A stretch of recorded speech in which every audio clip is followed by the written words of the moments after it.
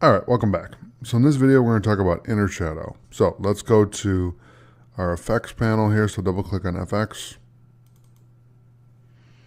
And we're going to go down to inner shadow. I'm going to hit OK, and then we're going to turn off bevel and stroke.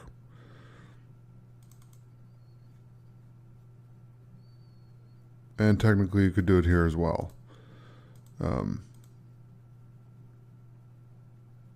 So we'll use that from now on. So here's the thing. All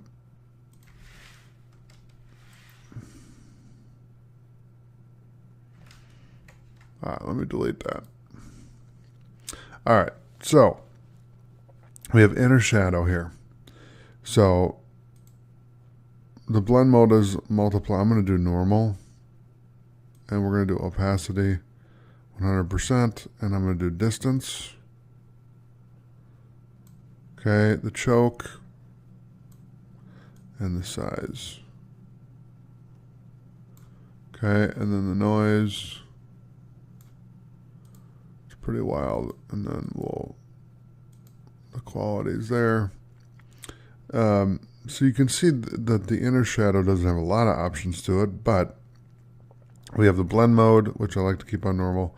We can set the opacity, the angle, the distance, the choke, the size, and then the quality. All right, so if I hit OK, and then I go here and turn on these other effects, it gets pretty wild when you're done. But the whole idea of these exercises is to show you what you can do with the effects, and then you can start building out your own effects. So what I'm going to do is hit File, Save,